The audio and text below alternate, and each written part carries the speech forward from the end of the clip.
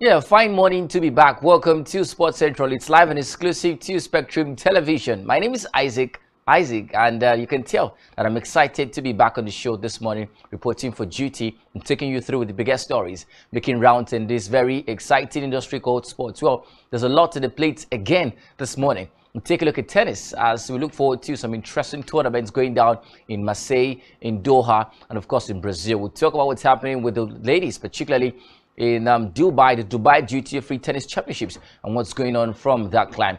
The Flying Eagles got themselves back into winning ways yesterday, defeating Egypt by a goal to nil to boost their chances of qualifying for the quarterfinals of the Under-20 AFCON. We'll talk about the stories from there and the slim chance of qualifying for the AFCON. We'll also take a look at what's happening in basketball, particularly. Or Steph Curry has moved on. Well, he's got an injury and he's going to be kept aside for quite a while. We'll talk about this and so much more. But before then, let's talk about sports wrap-up. It's time.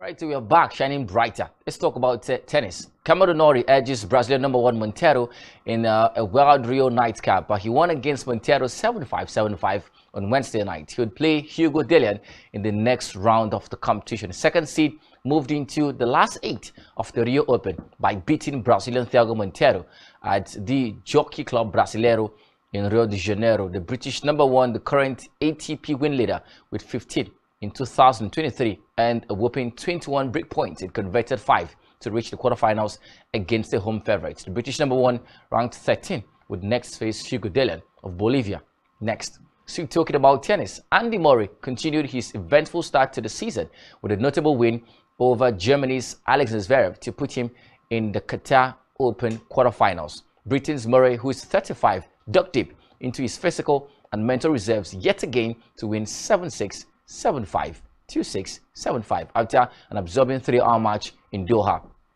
French qualifier Alexander Muller ranked 117th, awaits Murray next. Well, it was a gutsy win for Murray in a year where all of his 4 wins have come in dramatic circumstances. At the Aussie Open, he survived the match point to defeat 13th seed Matteo Berrettini in the first round and fought back in the second set down to win 4 against Francisco Kinasis in his next match. But talking about the ladies, Americans Coco Gauff and Madison Keys will face off each other in the quarterfinals in Dubai. The number 5 seed Coco Gauff advanced to the next round after Elena Rybakina withdrew from the competition scheduled for later today due to a lower back injury. World number 23 Keys booked her quarterfinal spot with a 6-2, 6-1 win over number 15 seed Victoria Azarenka. Keys needed just 57 minutes to claim her first victory over Azarenka in their 5 career meetings. Keys and Gauff had split their 2 previous meetings. Keys took a 3-6, 6-7-5 win in Adelaide last year, but Gauff led the rivalry with a 6-2, 6-3 victory at the 3rd round of the 2022 US Open. Well, talking about the US, Steph Curry would not return from injury for at least another week, the Golden State Warriors have confirmed. Curry has missed the defending champions' last 5 games after injuring his left leg against Dallas Mavericks. He collided with McKinley Wright and suffered tears to his superior tibial fibula, and that was reviewed by scans, as well as contusion in his lower left back. The Warriors superstar also ruled out playing against the LA Lakers in the team's first game back later tomorrow, but his layoff will extend beyond that.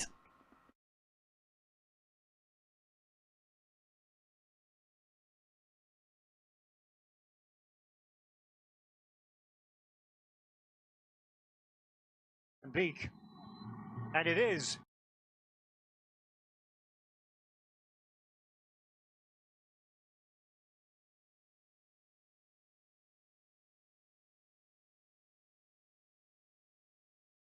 In the quarterfinals of the competition. Well, those are the stories we're tracking right now. We take another short break. When we come back, we'll have Blyden Okem join the conversation, and together we'll do justice to what's in the plates. Please stick around. Right back in the jiffy.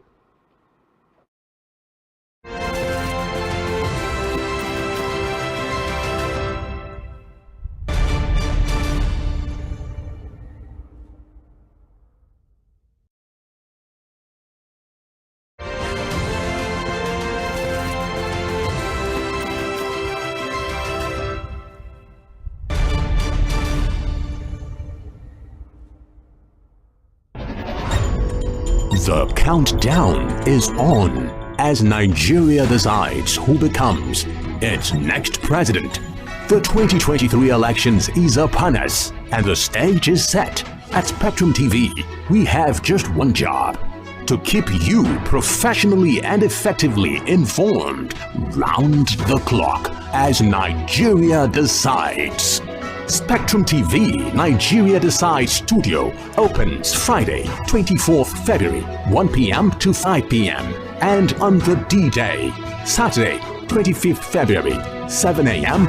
to 6 p.m. as well as on Sunday, 26th February, 10 a.m.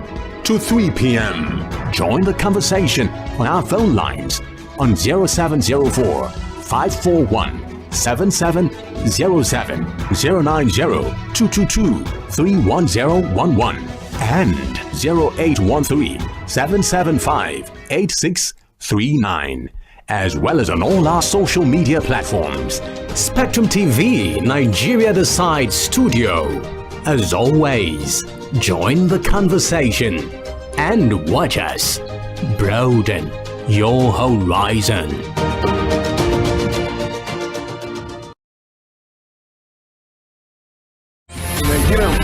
Nigerian police, which is the only one allowed by Muslim, our governors have to share police powers with the president as stipulated by the constitution. We do not have a federal government police force. We have the Nigeria Police Force, which shall be administered, organized, and supervised by the Nigerian police. No, my lord, I want to say something. I want to say something here. Perhaps it might also enlarge the scope of people who should.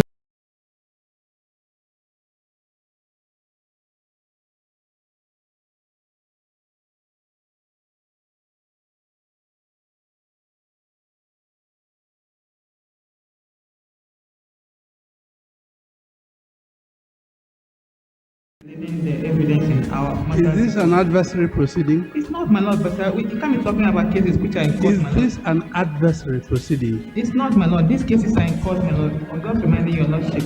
My lord, sorry, my lord, I think I'll be in cross-examination. Legally Speaking, a program that deals with legal issues and questions we face as citizens of this amazing country, Nigeria. Legally Speaking. Join us every Friday from 5 p.m. to 6 p.m. for Legally Speaking.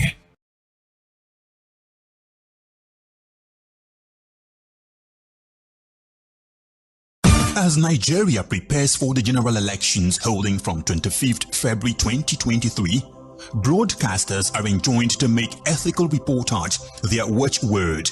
All political programs shall observe the provisions of the Nigeria Broadcasting Code and other extant laws relating to broadcasting. All broadcasting stations must adhere to the principles of pluralism and ensure equitable airtime to all political parties or views. All political programs shall adhere to the general principles of legality, decency, and truthfulness. For the avoidance of doubt, the broadcast of a political campaign, jingle, announcement, or is prohibited. Be professional. NBC, your right to quality broadcasting. Announcer Management.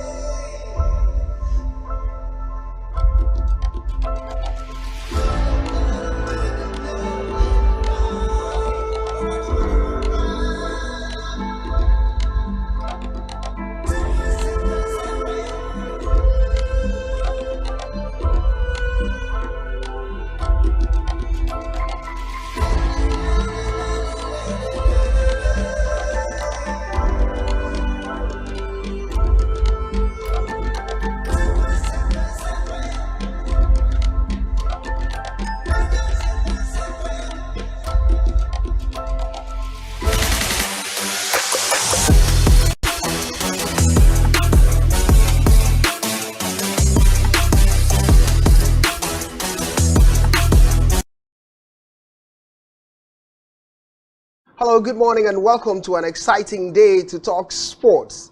My name is Blyden Lukem. and we're going to x-ray the very fine details taking place in the world of sports. We get to begin with what's happening with tennis, but as I always say, the stakes are high. And when the stakes are high, it means many will be smiling while some are sad. In the regular parlance, they say, as it is sweet them, or as it is pain them, it is sweet us. That has been the story in the sporting world, especially with the UEFA Champions League. Manchester City fans, first half, thought it was going well for them with all the shouts. It was sweeting them, if you can use that. Second half, RB Leipzig came back, dominant, and had an equalizer. And it's basically what it is. Let's get to talk with someone who knows how to analyze with the best of it. Marizona for company. Marizona. Well, Laden, today's intro is quite interesting. You know, I told you about how fascinating your intros are. And today is up there. You know, you started with the stakes are high, and I wanted to say the boys are hungry too, because that's also there's no hunger. Well, there's a little bit of the hunger, okay. But that's by the way. It's good to be back at the final Thursday the night after City, as you were sweeting them. You know, but it turned out to pain them at the end of the day. At the end of it, in your words, particularly, it was to get you back. It's a good day to be back. By the way, I saw the game myself, and there's a lot to talk about from that game, Biden. I can't wait for it. A lot to talk about with Marizona, and when Marizona gives you this disposition, you know that there's something plenty in the plate. He's a man that does justice to what's in the plate. But let's move to what's happening in tennis, the big one taking place in the world of Rio. When we get to talk about Rio, let's begin with what happened in Qatar. It's called the Qatar duty-free tennis. Exciting stuff are taking place. Let's begin with the world number one, Iga Swiatek. Iga Swiatek has been a dominant figure in tennis this year, from last year, not necessarily this year, from last year. Showing class and dominance, she won the trophy at Doha. Last year, she had 37 massive consecutive wins from Doha, and we're beginning to count it. It was a game she had against Samsonova that finished 6-1, 6-0 throughout the game in Doha. The maximum game dropped by Iga Swiatek was 3 games. In the finals in Doha against Jessica Pegula. Since then, it's just been 6-1, 6-0, 6-1, 6-0. And Samsonova couldn't do anything about it. Sadly, Blighted, you know, that book, How to Beat Iga Swiatek, it's of no effect right now because I saw the performance. It was a 6-1, 6-0 win. Fantastic performance from Iga Swiatek. She's now won 5 games. So counting. Remember that that 37-game winning streak began in Doha last year, remember? And that was how she went on to win, you know, opponents as much as possible. So that's the conversation. Beautiful to see what's happening with Iga Swiatek. World number one. Later one, that she's a fantastic performer, and then she's now been able to qualify straight into the semifinals because you know she was supposed to take on Rybakina in the quarterfinals. But Rybakina has withdrawn due to an illness, so she's now made a bye into the semifinals. And right now, before you know it, she's going to win a trophy again. It's similar to what happened in Doha. The quarterfinals was supposed to face Belinda Bencic. And Belinda Bencic withdrew, fatigue and all the stress that had to it. And she was into the finals. So she lost to eventual champion Yelena Ostapenko in that particular one. So it shows you how much of progress she's made. So far, so good, and will definitely continue, Blighted. Well, the dominance will definitely continue. There are big games. The likes of Azarenka has had a decent win in this competition, not losing yet at the beginning of 2023, having massive 13-0 of head-to-head wins against any opponent. But we won't be dwelling on what Azarenka has to offer. Let's move straight to Madison Keys. It's going to be a top game between Madison Keys and her opponent in the semi-finals. Let's look at what gets to happen regarding this particular game. Madison Keys takes on Coco Gauff. Coco Gauff has been that decent 19-year-old who showed dominance, but the performances have not really been adding up for her. And now she goes to the semi-finals in Qatar and taking on Madison Keys, Murray. Yeah, there's a lot to be expected, Biden, because you look at 2 players, Americans particularly, not the smallest of names. Coco Gauff has been a fantastic performer from last year. She's begun the season on the best of notes this year, and she wants to get a trophy as early as possible. For Madison Keys, never had a marquee season last year, never had a glamorous season, but she's always been consistent, getting in those numbers in that she defeated Victoria Azarenka yesterday 6-2, 6-1 in a dominant fashion. So it shows you the kind of quality expected from Madison Keys as she faces up with Coco Gauff. But I think this will be a test of true quality and test of both players, because for Coco Gauff, she's yet to get a trophy, but she's been fantastic. She's a key tennis player. For Madison Keys, she's just getting herself back on track, getting consistent as much as possible. So I think this is going to be an exciting encounter to see 2 Americans get themselves back on track as much as possible. Beautifully, I would love to see what happens in this particular game, because I think whoever wins this game stands a chance of qualifying for the final. Yeah, a clash of the US players, big dominant players from all standpoint, because you look at the standings, top players and quality players one way or the other. Madison Keys on one hand, and on the other hand, we're talking about the young Coco Gauff, who's shown dominance in recent times. Where does it go from a US point of view? Either side could favor the fans from US. But let's move to the men's game and see what happened in Rio. It has always going to be a talk about Carlos Alcaraz, who had a decent win in Rio. But let's look at the big one. It was a big test for Cameron Norrie. British #1 Cameron Norrie did edge past Brazilian #1 Monteiro. We talked about Monteiro, who's been a wild performer in this particular one, top-notch performer, a home favorite. Fans have been cheering him and talking the best about Monteiro. We saw the performances after beating Dominic Thiem in the previous round of the competition, getting to this level. And finally, we did talk about it yesterday. Can he stand the test that comes with Cameron Norrie? It ended 7-5, 7-5 in favor of Cameron Norrie. Yes, sadly, Blyden, we had this conversation yesterday, and there was this talk about Monteiro being a fantastic player. He defeated Dominic Thiem. Yeah, that's true, but Thiem has not been the best of names in the past 2 years. You know, he was facing a proper opponent in Cameron Norrie. Norrie has been a fantastic performer.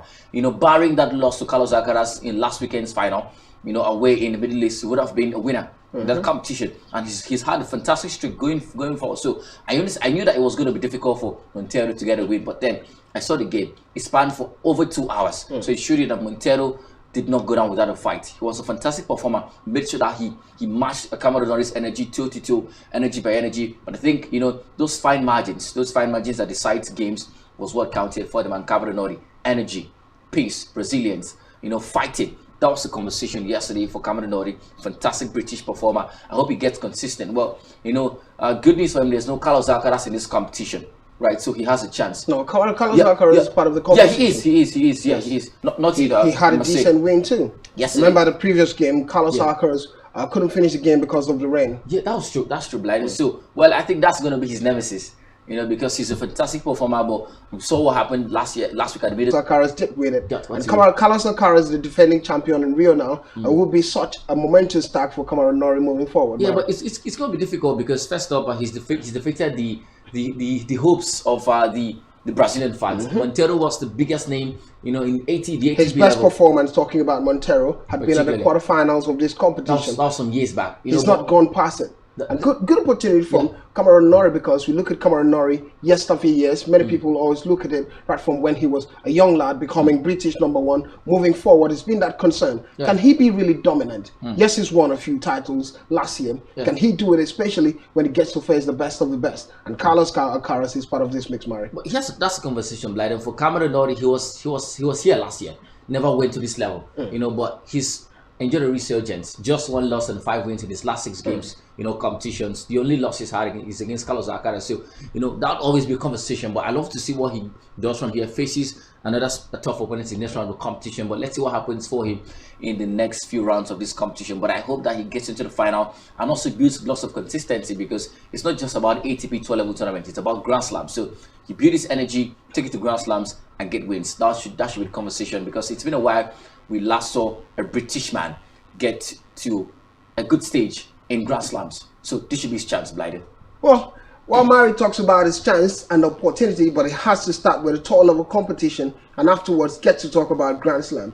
Big stage, marvelously big stage. I had the word marvelously. But let's move away from Rio and move to Doha, when the men are doing the magic in Doha.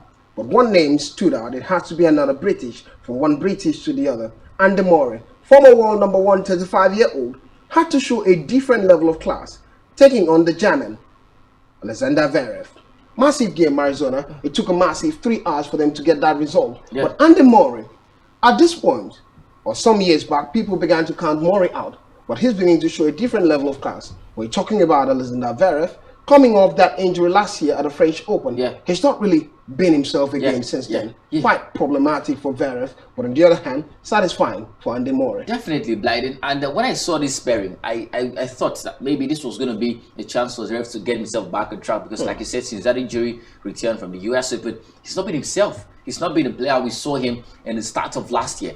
But how Murray got to win this game shows you quality. But then it was a fine encounter because he spanned for over 3 hours. It was a marathon. particularly because he spanned for over 3 hours. But I looked at the game, and I think Andy Murray had not lost it. It was fantastic. He showed grit, showed energy. But I think this was a case of Zverev not being strong enough. I think Zverev is yet to reach that level he was last year, particularly because I saw the performance, not the best of performances, because Zverev on his good day should defeat Andy Murray, right? So that should be the conversation, but sadly, it was Murray getting the win. Kudos Andy Murray, despite the talk of him being down and out, being out of tennis, he's steadily grinding consistency. I saw his performance, was it last year, against Musetti at the US Open. Was quite fantastic, showed a lot of energy, and I think that was the same energy he showed in this game last time. How far can he go? Time is going to tell. That's always going to be the surprising question, because top level performers are scattered all around. Definitely. Can Andy Murray fit back to that position where he could be rated as one of the best tennis players in the world? Well, time will tell, as Murray said. There's Daniel Medvedev in this competition. There are players like Botic Van der Zandschulp, and players like Van der Zandschulp, they benefit from tour level competitions like this to make names for themselves. So I think it's going to be quite difficult if you want to talk about Andy Murray maybe winning the title, or of course getting to the semi-finals. But I believe in consistency, taking it a game at a time, and with this kind of approach, we never can tell. He gets to the final and wins it. Well, the good thing for Murray has been that before now, after coming off that long span injury, he was always beaten in the first round of competition. Now he's getting the second round and third round. It's been making sense. Good development from Andy Murray, and he's 35. But let's look at Alexander Zverev. What's wrong with Alexander Zverev after that injury? I think it was a knee ligament injury at the time, and now he's back. Many people would expect him to show some level of performances. He's not really been out, but it began with the Adelaide competition, and also the Unity competition. Didn't quite do well, and spanning to even the competition in Doha now, not looking decent. We've seen players go on injury and come back and perform quite well. Always going to mention the likes of Carlos Alcaraz, who just returned from injury and won at the Buenos Aires. Also talking about the likes of Rafael Nadal, we've seen him go through injury and come back and perform quite well. But Zverev is taking too long. But here's the thing: there's a psychological effects that knee injuries, but injuries like knee injuries get to give you, because you want to be careful when you come back from an injury. You want to be careful. You want to be cautious. I think that's the thing.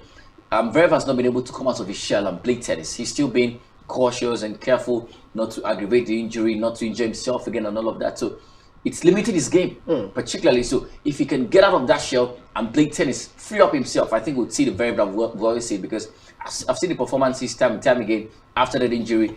It looks like he's trying to be careful, and once you're careful, you're not going to play tennis like you should play tennis. So that's the conversation too. The problem is that he's not been able to get past the psychological effect of that knee problem. Once he does that, I think it's okay. Energy-wise, he's fine. He's fit enough, but I think in his head, he's been limited by that knee problem he had last year. Well, talking about the psychology that comes with games and the difficulties, particularly when it has to do with that ligament injury on the knee. Well, there are big concerns from another direction now. It's the NBA.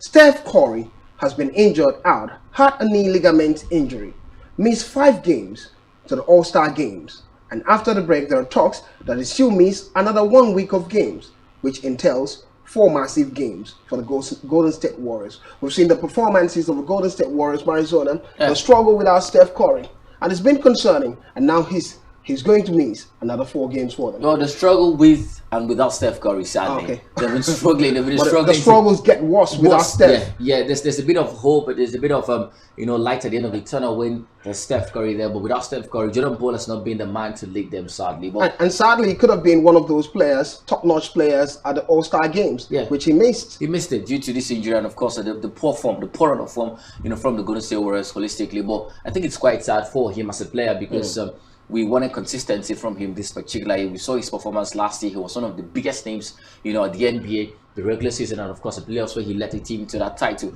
But that has not been the case this season for him. I wish him speedy recovery. I saw that game against the Dallas Mavericks where he got the injury on the 4th of February. A very serious collision. With quickly hit it, and then that was it for him. And I hope he gets himself back on track. But you talk about the Golden State Warriors. Well, it looks like there's no hope for them, Blyden, because they're down and out already. They look like a team that has lacked consistency, they've lacked energy all through this particular season, and then they've left the chances for other teams to drive on, and that's been the conversation. But for Steph Curry, all I wish him is speedy recovery. I hope he comes back and helps the team. But for the team getting to qualify for the playoffs or the play-ins, I think that's entirely almost impossible. Well, many people from Golden State Warriors' point of view wouldn't agree, because last season, though they started out the season quite well, but the second half of the season, it was plagued by injury, the likes of Steph Curry being injured. But when he came back, they qualified for the playoffs, and guess what? They went to the finals to win it. So sometimes you might not necessarily talk about what gets to happen early times in the season. There's usually going to be that second phase of the season, and they might come back strong. Larry, the thing is, this season is different, right? Look at what makes it different. The competition is intense right now. We're talking about teams pushing to get to that spot. We're talking about loads of teams trying to get to that level. You know, right now we're seeing records. Teams are putting performances. Players are giving in 40 points, 50 points, 71 points, and the aim is to compete favorably. So it's difficult because look at the Golden State Warriors, for instance. They have no player apart from Steph Curry that can guarantee 35 points back-to-back games for 3, 4, 5 games. You know, that's the thing. And then teams holistically are now playing as a unit. Look at the Boston Celtics, they play as a unit. The Milwaukee Bucks, they play as a unit. You know, the Dallas Mavericks and the rest of them, teams are pushing to qualify. And once you sense a poor run of form, you're sent out. Look at the Atlanta Hawks. Had a fine season, 2 seasons ago, but right now, 29 wins and 31 losses. The margins are quite close, but they have to sack the coach. It shows you how intense the season is. So for the Golden State Warriors, who are even worse than the Atlanta Hawks, I don't see them qualifying. Well, disappointing outlook, shocking from Marizona's point of view. But the thing is, he says Golden State Warriors have no hope. Well, let's leave basketball and get to talk about the very fine details that happened yesterday and look at other outlines in football. We go on this short break, and when we return, we're going to talk about the UEFA Champions League. By the way, Manchester United will be taking on Barcelona today. We'll get to explain that when we come back.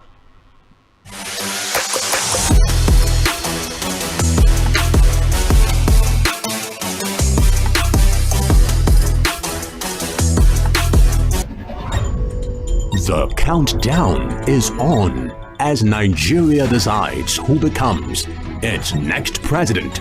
The 2023 elections is upon us, and the stage is set. At Spectrum TV, we have just one job: to keep you professionally and effectively informed round the clock as Nigeria decides. Spectrum TV Nigeria Decides Studio opens Friday, 24th February, 1 p.m. to 5 p.m. and on the D-Day, Saturday, 25th February, 7 a.m. to 6 p.m. as well as on Sunday, 26th February, 10 a.m. to 3 p.m. Join the conversation on our phone lines on 070.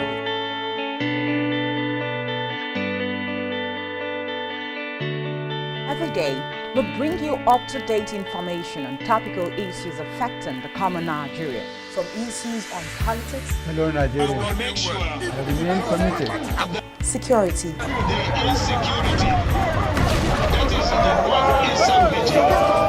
education, health, lifestyle, and so much more. Join Janice Kobum and Uyai Anyeken every weekday from 7 a.m. to 9 a.m. on Rise and Shine Daily, exclusive on Spectrum Television.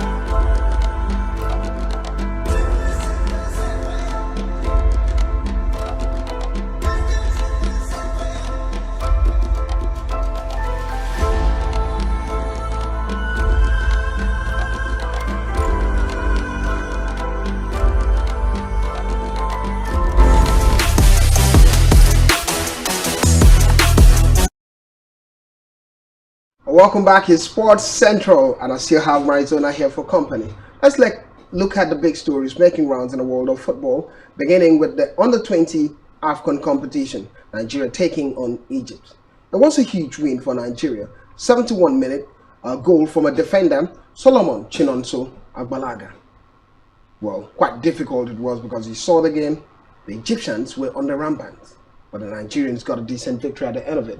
Win it is, and that's what matters at the end of it. Oh yeah, Blyden, he who laughs best at the end of the day. Well, if you want to talk about performance, the Egyptians were better. They pressed more. They were a lot more composed. They would look like a team as compared to the Flying Eagles. But at the end of the day, he who wins gets the last laugh. Fantastic performance, from Solomon Agbalaka. Won the Man of the Match award as well on the night. That bullet header was a difference on the night for the Flying Eagles. But I think there's a lot to be expected. There's a lot to look out for and correct heading into the third game, because the third game will determine if they qualify. By the way, Senegal defeated Mozambique 3-0. So Senegal have qualified. It's now left with Egypt and Nigeria to see qualification to the next round of the competition. But it was good performance from them yesterday. I hope they get a lot more defensively decent, right? Try to do the midfield block. You don't let your opponent ride you over every time. The goalkeeper for the Flying Eagles was just good on the night. It would have been 3-1, 4-1 if possible. So they need to make sure they defend resolutely as much as possible. And then secondly, they're not going to have 5 chances. If you have 3,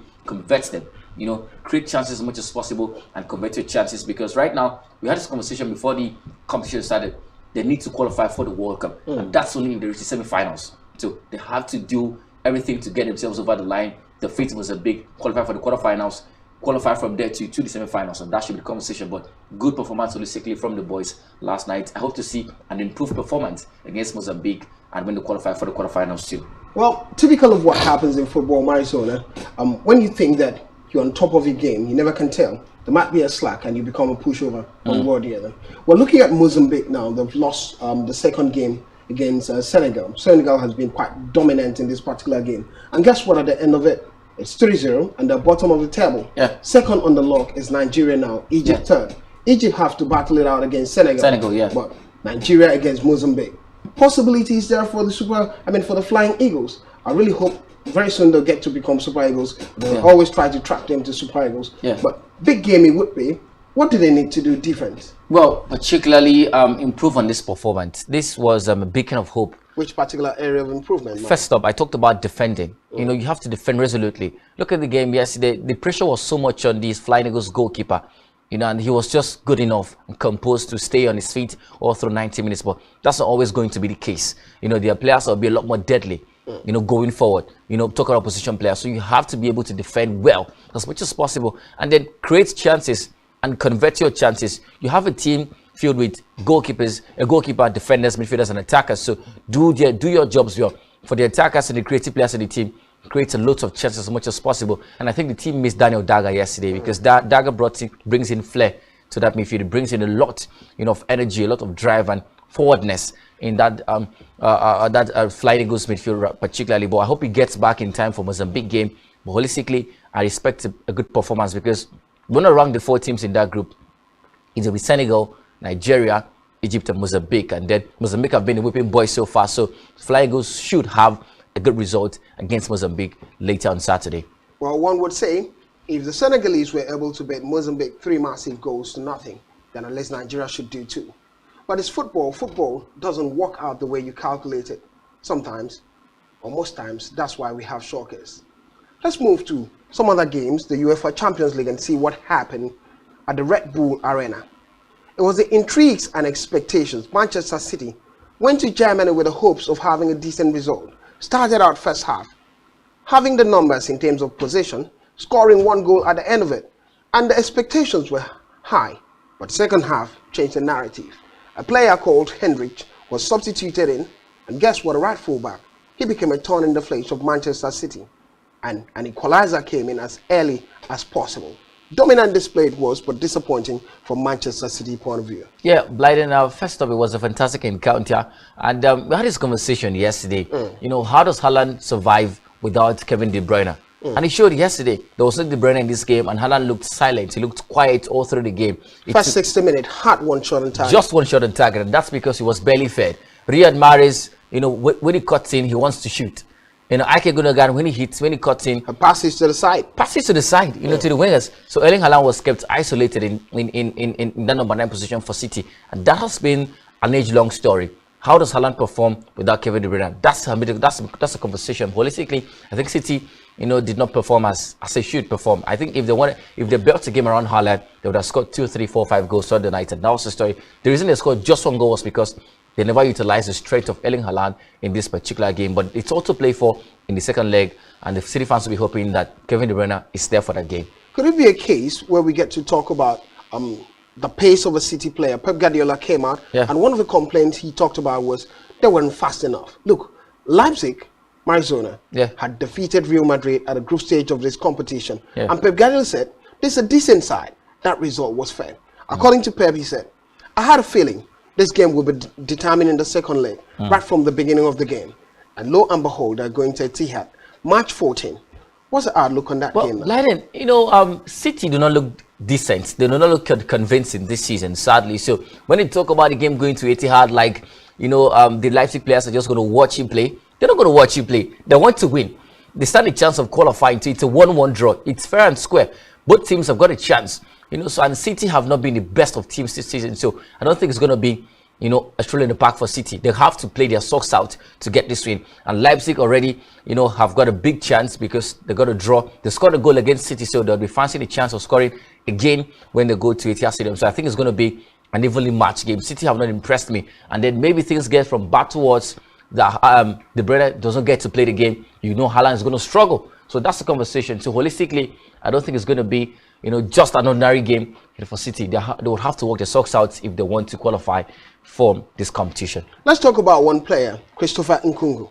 He was substituted in the game second half. Yeah. And you could see the uproar, the shouts and the chants in the stadium. Big player, big name, coming to Chelsea afterwards. But let's leave Chelsea out of it. Yeah, we should. I think we should. He scored 11 goals so far for them in 13 appearances amid that injury. And has been massive player for them last season, 35 goals in all competitions. And now he'll be available for the second leg. Just talk to me how important this player is for RB Leipzig. Well, since he left Leiden, since he went to that injury issue, Leipzig have struggled to score goals. That's how good he is. You talked about 11 goals in 13 games. That's a massive record. That's a little over 1.45 goals per game expected. That shows you quality from this man. And then that was why the Leipzig fans were cheering, because they know what he brings to the team. He brings in directness. He brings in edge, cutting edge in the attack, particularly. And then he helps the other wingers, likes of Timo Werner, Yuri Poster, and the rest of them to be able to create chances and score goals. So if he's back for Leipzig in the second leg, it will be difficult for City to win.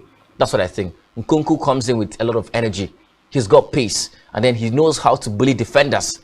Runs in behind, times his runs and all of that. So he's a proper attacker. So it's going to be difficult if he comes back for Leipzig against City. But holistically, I think he's one of the most crucial players for Leipzig, not just ahead of this game, but for their season. Well, the second game was also massive. It had to be Inter Milan at the San Siro Stadium, having a good win. Wasn't quite dominant against FC Porto.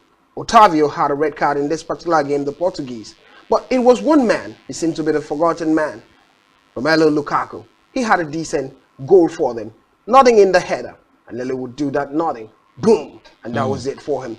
Decent win for Inter Milan for the first time in 4 consecutive games at the knockout stages. The first leg, Inter Milan has not won in 4 games. And finally they had a win. And when you look at history, it's been 12 years since Inter Milan got to the next round of the competition, talking about the quarterfinals of the UEFA Champions League. Marizona. Yeah. Difficult game for Inter Milan. What a game, Leiden. First up, the Chelsea fans were wanting Lukaku to come back to Chelsea, and I was like, really?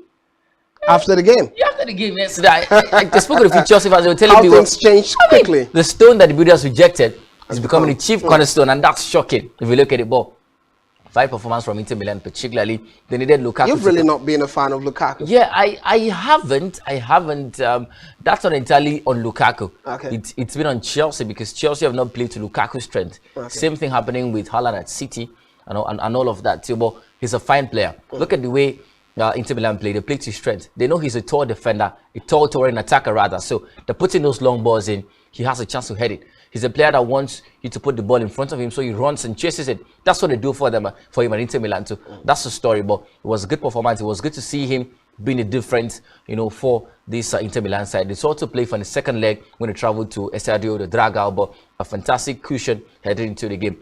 Holistically, it was not the finest of performances from Inter Milan, but what matters is a win, and they got the win.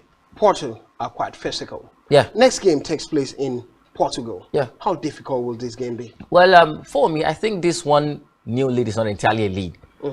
For me, from the Porto perspective, because they still have a chance to overturn that. Once you score one goal, the game is balanced. You score the second and all of that. So it will be better for Inter Milan to, find an approach that would be able to see them hold on to this lead, even as they try to score more and increase the cushion. An attacking approach, particularly because I saw the Porto team yesterday. They won in midfield. The match Inter, grit for grit, physicality for physicality. They've got a lot of, physically aggressive midfielders. And that was the conversation for them yesterday. Otavio, sadly, got a red card, but he was just too emotional and a little too clumsy, if you like. But holistically, Porto have got the quality, to match. It will be about cutting edge. They have no reliable attacker in that team, and that's been the problem. If they get somebody that would guarantee goals for them, boom, I think they can eliminate Inter Milan from this competition. Well, Marizona says they can eliminate Inter Milan from this competition, the UEFA Champions League quarterfinals level. We've seen the decency that comes with the Portuguese side. But we move to the second tier competition, the playoffs of the Europa League. We'll get to look at the fixtures for today in the Europa League, but one big game would be the game between Manchester United against Barcelona. We saw the previous leg, the first leg. It was 2-2. A mouth-watering encounter it was. The best of attacking games, best of defending, and good result for Manchester United away from home. The second game is taking place at Old Trafford today. Decent performance is expected, but from a Barcelona point of view, injuries here and there, suspension for Gavi, injury for Pedri, respectively. It's basically what it is, and the midfield gap is open.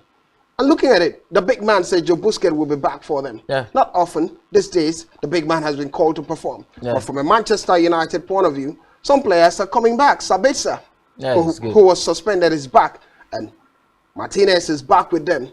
Decent performance we might expect, but it's typical of these games. It can go either way, Mari. Definitely, Blyden. For Barca, from a creative perspective, Gavi and Pedri are going to be a big miss, for them. But you look at, holistically midfield combination. There's Frank Kessier and Frankie de Jong. They've done a fantastic job so far in the middle of the park for that Barca team. Creativity. It might just be the first time we're seeing that midfield structure for Barcelona. Definitely. So I want to see what Xavi makes of the absence of Pedri and Gavi, who does the creative duties for them later tonight. Because when you're playing against this United team who are in form right now, you need to have a creative player who does that consistently all 90 minutes. So I want to see what he does with the players in his arsenal. But they've got attacking players, exciting players in Dembele, talking Rafinha. Yeah, I heard Dembele will miss this one too. Oh, sadly. Ferran Torres has been scoring goals, so he plays later today. Ansu Fati, Lewandowski, the key man in the attack for them, where there's creativity from the flanks. But what happens to creativity in the middle of the pitch? That should be the conversation. Well, for United, well, it's also play for. They've been one of the best teams in 2023 in form. Marcus Rashford is scoring goals and all of that. They've got a fine defense too. And then even when you play Luke Shaw, a centre back, he performs. So everybody seems to be having a great time at United. So this should be the best time for United to play Barca because they are in the best of form right now. But I don't think you're going to write off Barca. It's a 2-2 draw. It's also play for in the second leg. It's Old Trafford. That should count. United have been unbeaten in 13 games at Old Trafford so far. That should also be a record that Barca will need to break later tonight. But I think both teams have got a big chance of qualifying. One point to look at. Yeah. One of the big players back is the captain of the side, Harry Maguire. He has a chance in this game. Harry Maguire, Blyden against Barca. Let's not talk about it. Really. Sounds sarcastic, though. No disrespect to Harry Maguire, right? A fine player, but we'll see it. He's not pretty been confident. The writing in the wall clearly shows you that he's lost his place at that United 11, starting 11. It's Lisandro Martinez, if he's fit, or Rafael Varane, if he's fit, or Luke Shaw now. That's the conversation. I don't think that, in games like this where you need somebody that would combine aggressiveness and composure, you bring in Maguire. Nah, not Maguire. Not Maguire in this game.